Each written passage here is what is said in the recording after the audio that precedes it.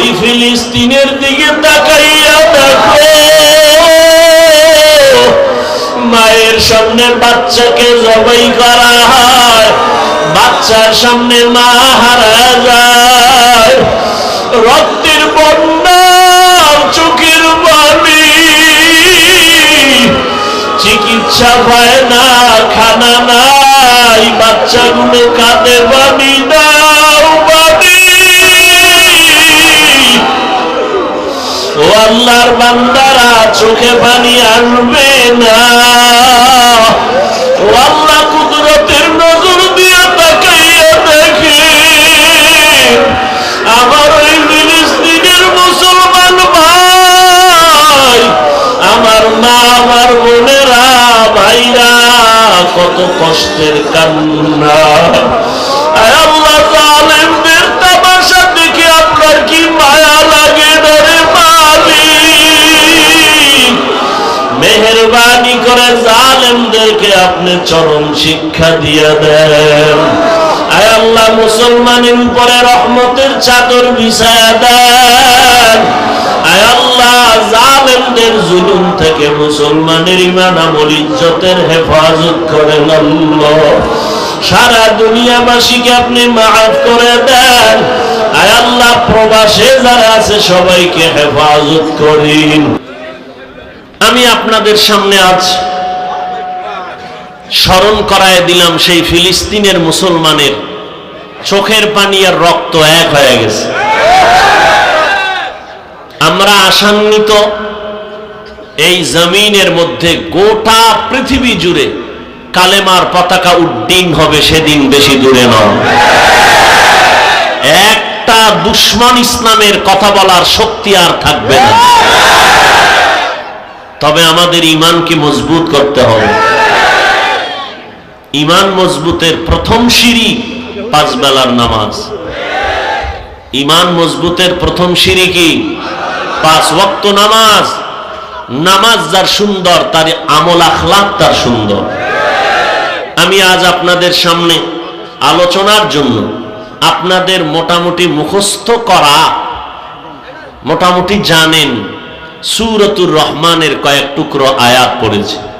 এখানে যারা কোরআন শরীফ পড়তে জানেন না, তারাও এই আয়াতগুলো জানেন। জানেন না? কি পড়েছিলাম? আর রহমান আল্লামাল কুরআন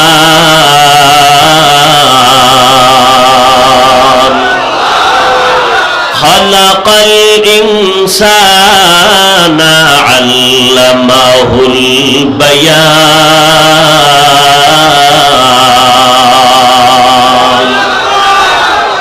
আল্লাহ তাআলা বলেন, রহমান হলাম আমি আল্লাহ। কেমন? রহমান হলেন তিনি কোরআন শিক্ষা দিলেন যিনি। রহমান হলেন তিনি মানুষ সৃষ্টি করলেন যিনি। রহমান হলেন তিনি বয়ান শিক্ষা দিলেন যিনি। আমার এই সামান্য তেলাওয়াত করা আয়াতের উপর আজকে আলোচনা হবে। ওয়ামা তাওফীকি ইল্লা বিল্লাহ। আপনাদের দোয়াও লাগবে, আল্লাহর দয়াও লাগবে। আল্লাহ তৌফিক না দিলে হবে না। আপনারা দোয়া করবেন কেমনে? ফাঁকে ফাঁকে উঠে গিয়া বাইরে গিয়া দোয়া করবেন না। দোয়াটা কাজে লাগবে এবং আন্তরিকতা হবে তখনই আমরা সবাই মিলেমিশে বসে তওবা করে শেষ দোয়া করে যাব ইনশাআল্লাহ। আল্লাহ সবাইকে কবুল করেন। আসিলে স্বাগত পাবে, হেথা পাবে ঠাই, নীরবে আসন নিবে, কোনো বাধা নাই।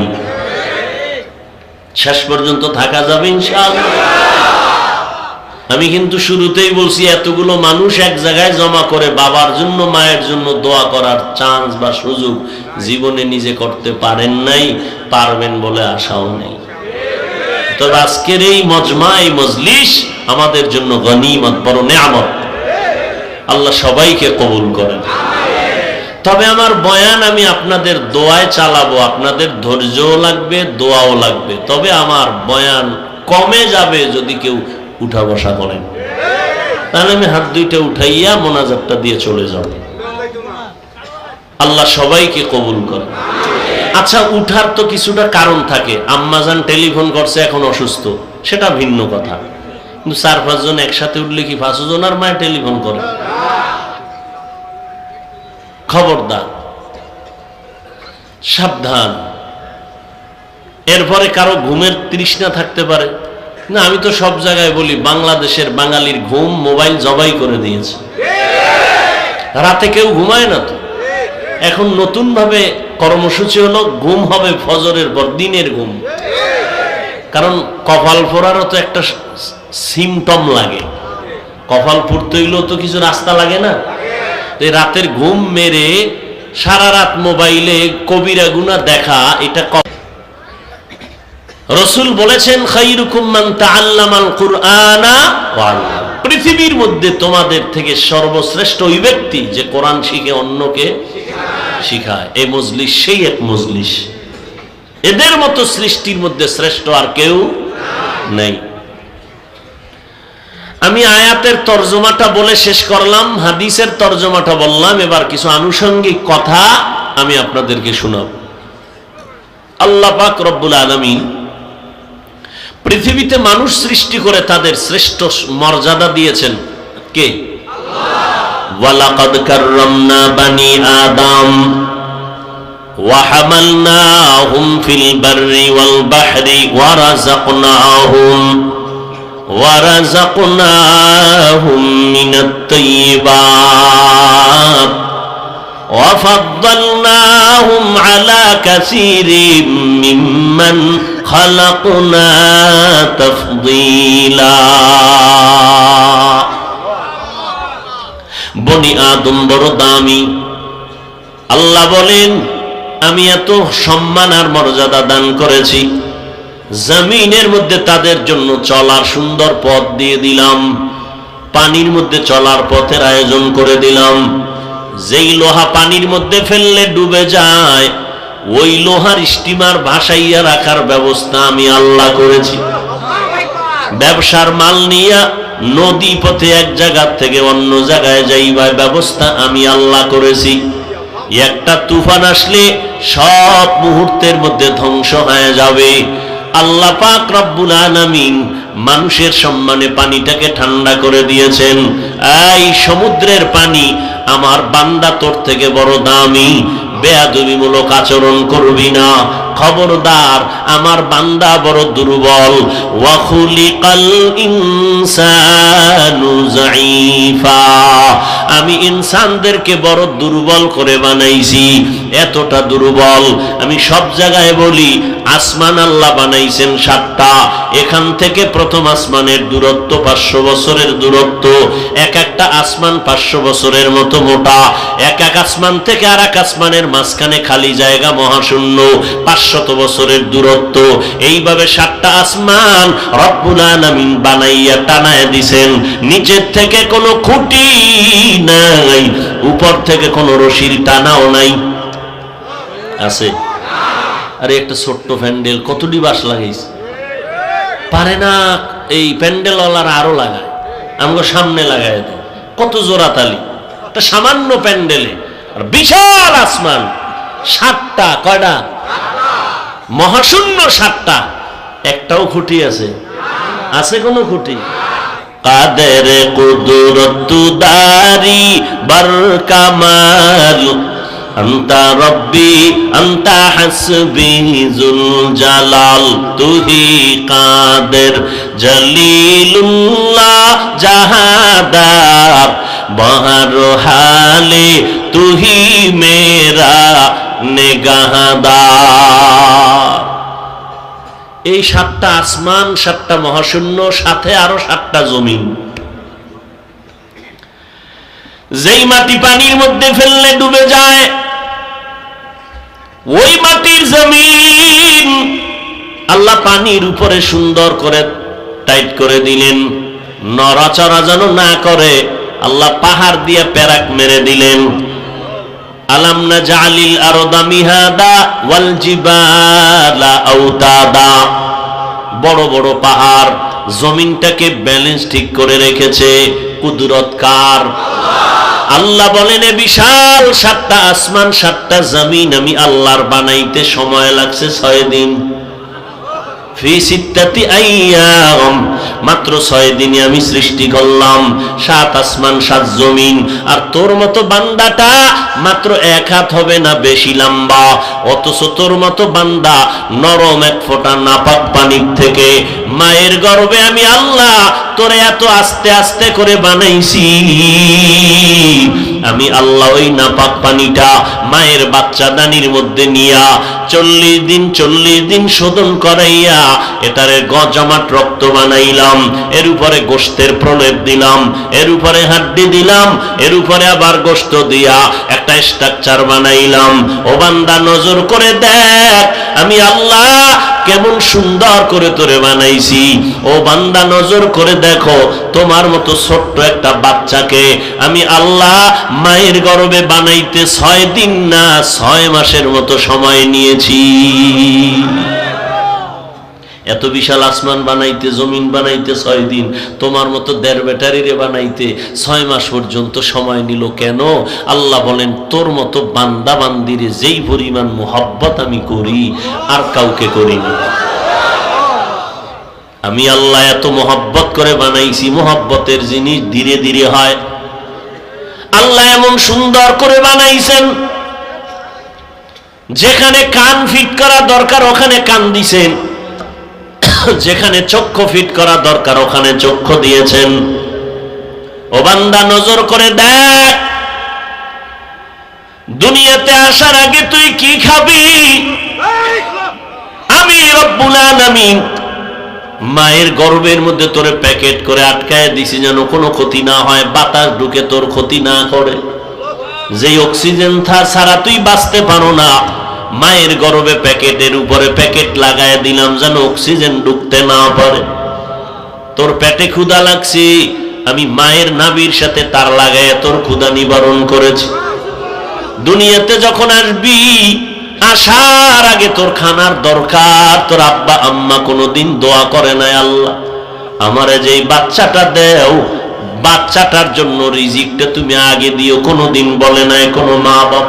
আমি আল্লাহ দয়া করে এমন রব, আমি তোর এমন রব, আমি আল্লাহ তোর এমন লালন পালনকারী।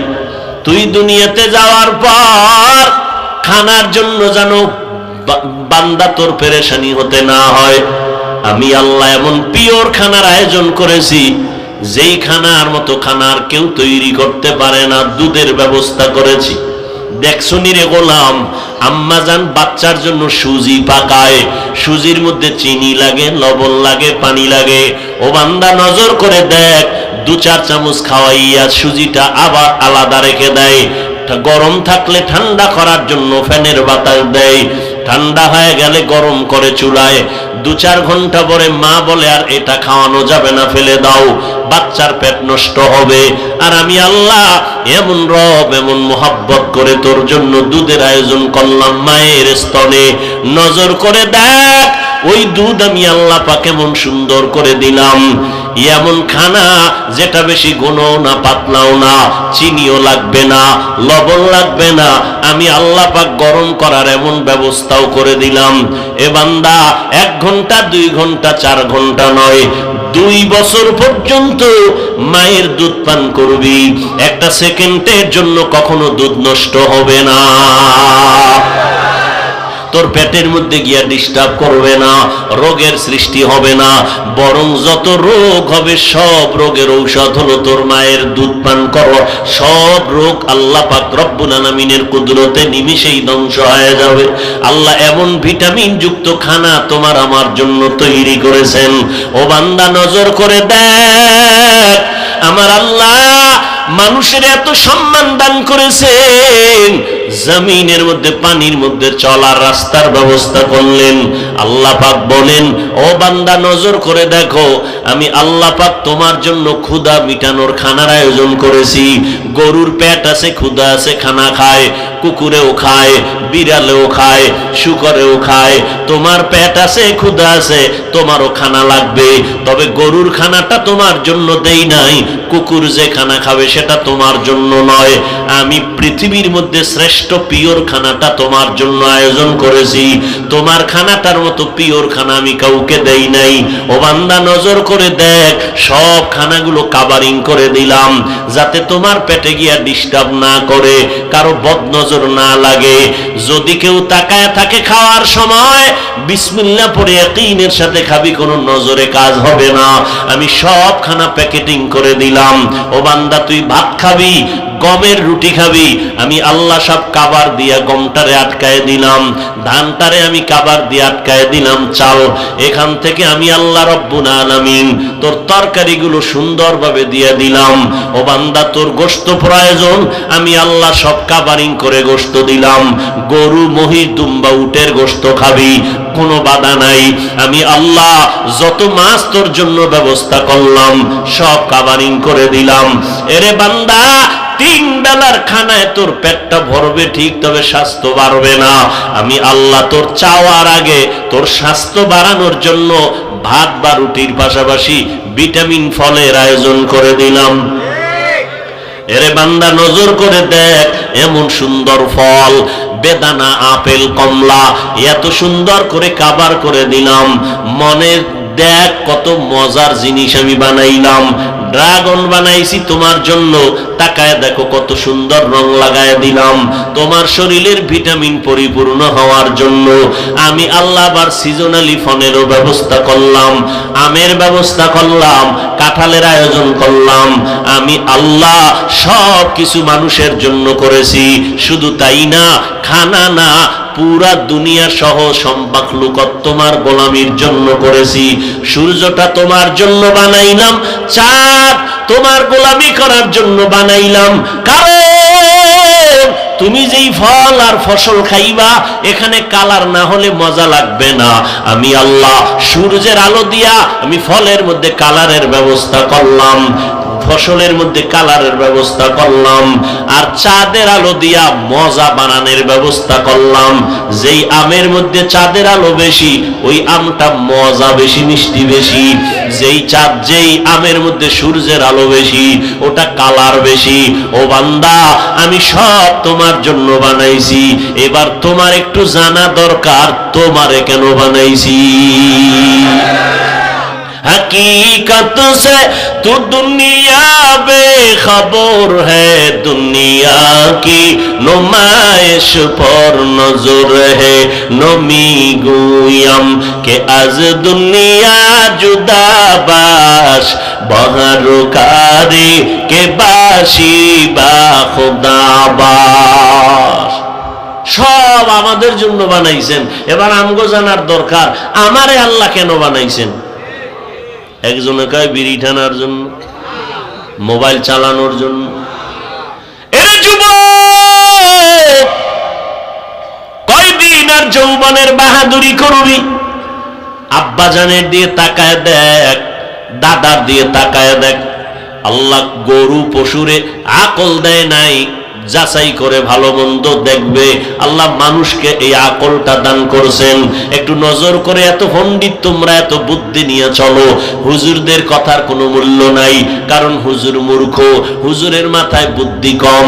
আমি তোমার কম বুদ্ধি দিয়া একটা প্রশ্ন ময়দানে করি, সাহস থাকলে দাঁড়াইয়া তুমি যুক্তি পেশ করো। আল্লাহর কুদরত তো তুমি মানতে চাও না, তুমি একটু ব্রেন খাটাইয়া বলো। একই পাতিলায় ভাত তৈরি করে আমার আম্মা জান, খানা তরকারি রান্না করে আম্মা জান, একই মশলা, একই আগুন, একই তরকারি আর ভাত ডাইনিং টেবিলে আসছে। আব্বা খায়, আম্মা খায়, আমিও খাই, আমার ভাই বোনেরাও খায়। এবার শুনো নরসিংদী শিবপুরের মুসলমানেরা, ভালো করে জবাব দাও। একই তরকারি, একই খানা, আব্বা আম্মা খাইয়া হয় দিন দিন দুর্বল, আর আমরা একই খানা হই খাইয়া সন্তানেরা হই শক্তিশালী সবল। কারণ কি? ওই পণ্ডিতেরা বলো। আল্লাহর কুদরত তুমি মানো না, তুমি যুক্তি পেশ করো। কি যুক্তি আছে তোমার কাছে? এই জমিনে গরু বেশি না কুত্তা বেশি? কি? গরু বেশি। একটা গরু বছরে বাচ্চা দেয় কয়টা? একটা কুত্তা দেয় কয়টা? একটা কুত্তায় কমপক্ষে 5টা বাচ্চা দেয়, গরু দেয় একটা। দুনিয়ার কেউ কুত্তা জবাই করে খায় না, নাকি নরসিংদী খায়? গরু যেই ভারতে গরুর এত দেবতা, গরুরে মা মা কইয়া সম্মান করে, পূজা করে, সেখানেও গরু জবাই হয়। কোটি কোটি কোটি কোটি কোটি কোটি গরু জবাই হচ্ছে সারাটা বছর। বলো বাবা, কুত্তায় বাচ্চা দিল 5টা, কেউ খাইল না। গরু বাচ্চা দিল একটা, কোটি কোটি গরু জবাই হয়। বলো এরপরেও কি কুত্তা বাড়ছে না গরু বাড়তেছে? জবাব দাও, কারণ কি? আল্লাহর কুদরত কইবে না, কারণ তুমি আল্লাহরে মানো না। কুদরত কব আমরা, কারণ আমরা আল্লাহর গোলামি করি। তুমি যেহেতু আল্লাহও মানো না, নবীও মানো না, হুজুরও মানো না, তাহলে তুমি তোমার সায়েন্স দিয়া, মেধা দিয়া যুক্তি পেশ করো। গরুতে খায় কি? ঘাস। কালার কি? পিওর সাদা দুধ আসে কেমনে? আচ্ছা, আগামীকাল সকাল 9টায় যেই গরু তোমাকে 10 কেজি দুধ দেয়, কালকে গিয়ে ওলানটা কেটে ফেলবা দুধ দোহানের আগে, অথবা পুরো গরু কাটবা, আমাকে আধা কেজি দুধ বের করে দিবা জবাই কইরা। শেষ, পণ্ডিতি শেষ। সে আল্লাহরে চিনলা না। আল্লাহ সবাইকে হেদায়েত দান করুন। আল্লাহ কত দয়ার মালিক। ওই আল্লাহ তাআলা বলেন, আমি তোমার জন্য সব আয়োজন করেছি, এবার তোমার জানা দরকার তোমারে কেন বানাইছি। আমি সব তোমারে দিয়ে দিলাম এমনি এমনি। আসমানটা তোমার গোলামি করে, জমিন তোমার গোলামি করে, বাঘ তোমার গোলামি করে, পানি তোমার গোলামি করে, বাতাস তোমার গোলামি করে, সূর্য তোমার গোলামি করে, চাঁদ তোমার গোলামি করে, এমনি এমনি। আফাহাসিবতুম আন্নামা খালাকনাকুম আবাসা ওয়া আন্নাকুম ইলাইনা লা তুরজাউন।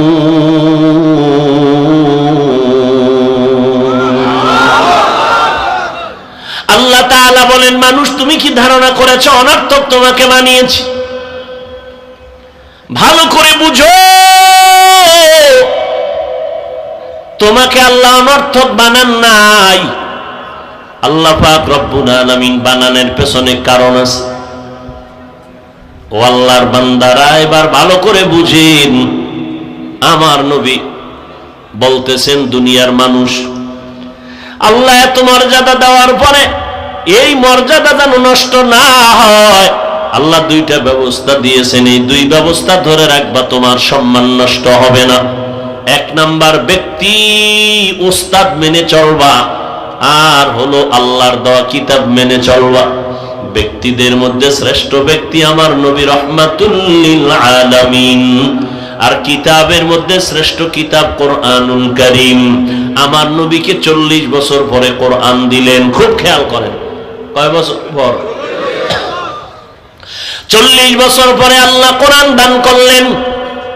এই দীর্ঘ 40টা বছর আমার নবী কখনো কালেমার দাওয়াত দেয় না, রোজার কথা বলে না, নামাজের কথা বলে না। কোরআন আসছে, আল্লাহর নবী তেলাওয়াত দিয়া দাওয়াত শুরু করলেন। 40 বছর পর্যন্ত নবীজি বাইতুল্লাহর অদূরে হেরা গুহা, ওই পাহাড়ের গুহার মধ্যে গিয়া আল্লাহর ধ্যানে কাটাইতেন। এই পণ্ডিত যারা খুব ফেতনা লাগাও, সাধারণ মানুষ তো আর ফেতনা লাগায় না, ফেতনা ছড়ায় ইসলামের ব্যানারওয়ালা নামদারি কিছু ওলামায়ে কেরামরা। আমাকে বলেন তো, বাইতুল্লাহর দাম বেশি না হেরা পর্বতের দাম বেশি? এটাও চিন্তা করে কইতে হইব।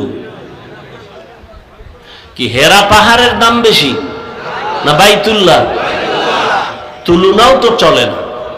তো নবী সেই দামি বাইতুল্লাহ, যে বাইতুল্লাহ দিয়ে তাকায় থাকলেই সওয়াব, সেই বাইতুল্লাহ বাদ দিয়া, বাইতুল্লাহকে ছেড়ে সপ্তাহে সপ্তাহ হেরা পাহাড়ের চূড়ায় গুহায় ধ্যানে কাটাইলেন কেন? কখন বলবো ওই সমস্ত কথা? এই প্রশ্নের জবাব যদি দেই, বহু বাতিলের জবান বন্ধ হয়ে যাবে। মসজিদ বাদ দিয়া খানকায় বইয়া কি করো? হ্যাঁ, মসজিদ বাদ দিয়া খানকায় বসে তুমি কি আমল করো? কি লাভ হবে? আমাকে আগে জবাব দাও। বাইতুল্লাহর এত সম্মান, এত দাম, কোরআনের আয়াত দ্বারা বাইতুল্লাহর সম্মান স্বীকৃত, সেই বাইতুল্লাহ ছেড়ে সপ্তাহে সপ্তাহ রসুল হেরা গুহায় গিয়া রইলেন কেন? বুঝো কিছু। একাকিত্বের দাম কত?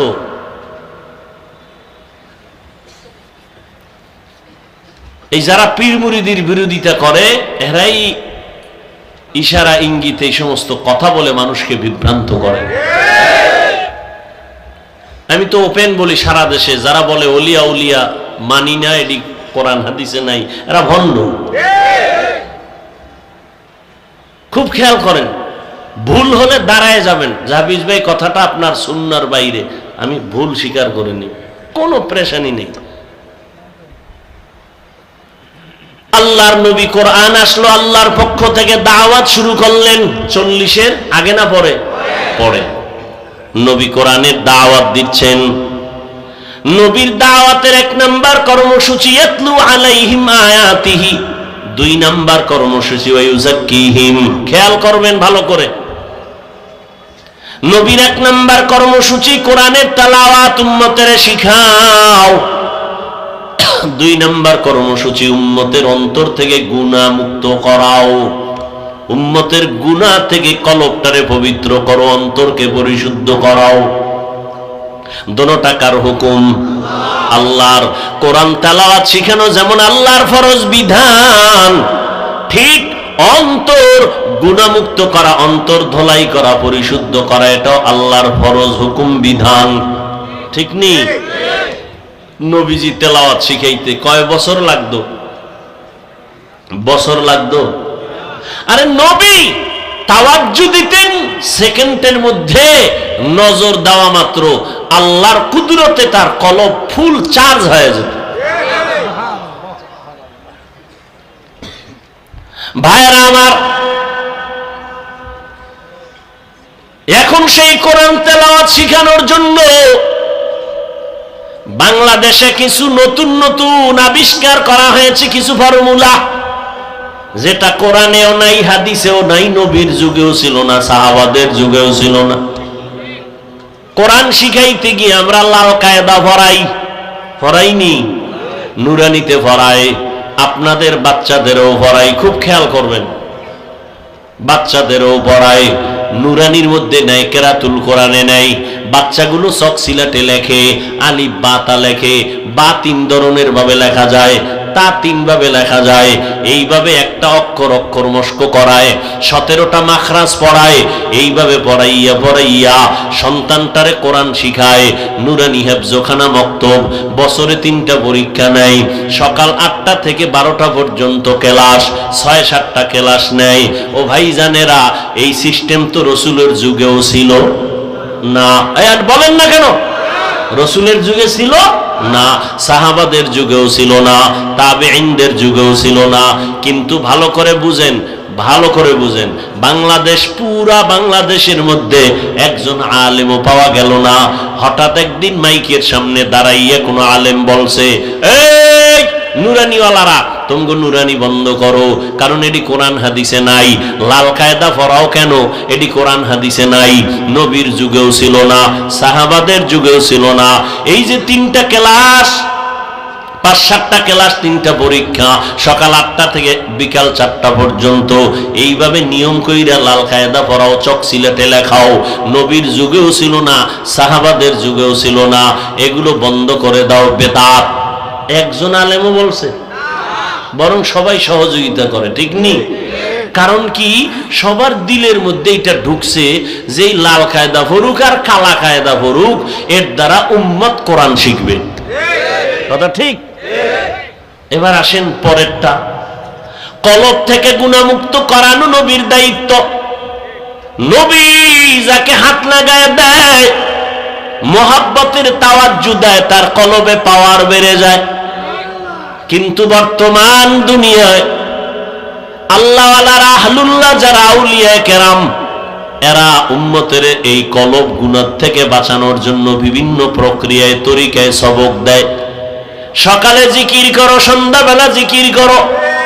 তাবলীগওয়ালারা কয় 6 উসুলের কাজ করো, দেখবা গুনাহ থেকে দিন দিন বেঁচে যাইবা, সুন্নতের আমল করতে তোমার মজা লাগবে।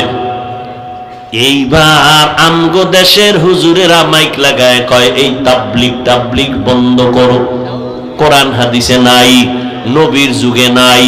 কিসের জোরে জিকির, কিসের ফজরের পরে জিকির, কিসের সন্ধ্যার পরে জিকির, এগুলো কোরআন হাদিসে নাই, এগুলো বন্ধ করে দাও, বেদাত। বলনেওয়ালা ঘরে ঘরে তৈরি হচ্ছে, চ্যালেঞ্জ দিয়ে বলতেছে পীর মুরিদি শিরিক, এগুলো করা যাবে না। কিসের 626 তরিকা, কিসের জোরে জিকির, মজলিস মিলাইয়া সকালে কেন জিকির আর সন্ধ্যার পরে আবার কেন জিকির, ইল্লাল্লাহ আল্লাহ আল্লাহ লা ইলাহা ইল্লাল্লাহ জিকির, এগুলো বন্ধ করো।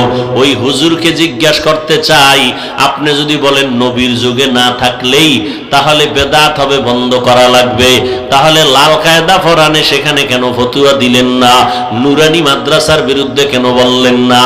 ওখানে আপনি বুঝছেন ওই সিস্টেম যতই নতুন হোক না কেন, উম্মতের উদ্দেশ্য ভালো, ওলামায়ে কেরাম সবাইরে কোরআনওয়ালা বানাতে চায়। ঠিক আল্লাহর বান্দারা এই জমিনে তাবলীগের মাধ্যমে, আল্লাহওয়ালাদের সোহবতের মাধ্যমে, সকাল সন্ধ্যা জিকিরের মাধ্যমে, 6 উসুলের মাধ্যমে, আমার মতো হুজুর না, লাখ লাখ ইংরেজি পড়ুয়া জেনারেল লাইনের মানুষ, RAB, army, police, OC, DC, SP, এইভাবে হাজারো লাখ মানুষ আগে নামাজ পড়তো না, এখন নামাজ পড়ে, তাবলীগের সোয়া পাইয়া পীরের কাছে যাইয়া পর্দা করে হালাল খায়। এরা আগের তুলনায় খারাপ হলো না ভালো হলো? এটা অন্তরে, এটার বিরোধিতা কেন? এটা অন্তরে ঢুকায় নাই। যে তরিকা যাই হোক না কেন, জিকির সকাল সন্ধ্যা হোক না কেন, মানুষের উদ্দেশ্য আল্লাহওয়ালাদের যে কলবের থেকে গুনাহ মুক্ত হয়ে যাক, এইটা অন্তরে ঢুকাইল না। কারণটা কি? যারে দেখতে নারী তার চলন বাঁকা। ভাইরা আমার, এই ফিতনা, এই ফিরকা আজ গোটা দেশ জুড়ে গরম। আর আমি ওপেন বলে গেলাম, যারা বলে ওলি মানি না, আউলিয়া মানি না, তারা কোরআন শরীফ মানে না, বুখারী শরীফ মানে না, তারা বাতিল, তারা ভণ্ড। তাদের যারা ভণ্ড বলে না, তারাও ভণ্ড। এর যুবক, আমার নবীর যুগে বাতিল ভণ্ড ছিল নি? সত্য কথা বলেন, নবীজি বাতিলের বিরুদ্ধে কথা বলছেননি? তাহলে কিয়ামত পর্যন্ত বাতিলের বিরুদ্ধে কথা বলা একদিকে নবীর আদর্শ মতে সুন্নত, অপরদিকে কোরআনের আইনে ফরজ। যদি কোন হাফিজ ভাই গীবত যদি হয়, গীবত হলেও সওয়াব। বলেন গীবত হলেও? দলিল ওয়াইলুল লিকুল্লি হুমাযাতিল লুমাযা আল্লাযী জামাআ মালান ওয়া আদ্দাদা।